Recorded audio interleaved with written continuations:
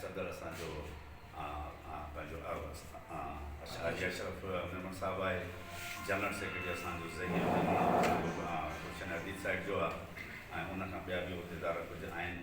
असांजो young forum जो पंहिंजो डॉक्टर साहब आहे। अहिड़े नमूने सां अॻु में बि सेटअप आहे।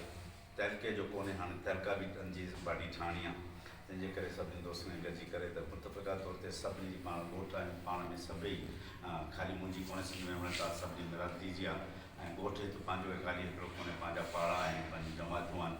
कोशिशि हुजे त सभिनी जी तरफ़ां नुमाइंदगी अची वञे, केरु इहो न सम्झे त को ॻाल्हि असांजी कोन्हे।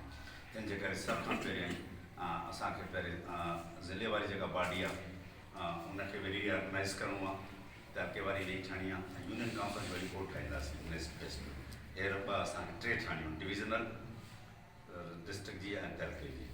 सो उन में सभ खां पहिरियों आउं रिक्वेस्ट कंदुसि त जेके बि अॻिमें दोस्त आहिनि उहे पंहिंजे जॻह ते, पर तव्हां जेके वेठा आहियो या तव्हां जेके अहिड़ा अज़ीज़ छोकिरा दोस्त जेके वॉलंटियर कमु करे सघनि, कमु को कोन्हे कोॾारानी, पर मतिलबु की तनज़ीम आहे या हुनजी ऑर्गनाइज़ेशन आहे, वेलफेयर जो कमु आहे, कंहिंखे तकलीफ़ आहे, कंहिं मतिलबु आहे, उनजे लाइ हुनखे ख़बर हुजे त उहो जेको वॉलंटियर आहे उहो मूंखे नालो लिखाए त आउं हुनखे एडजस्ट करियां।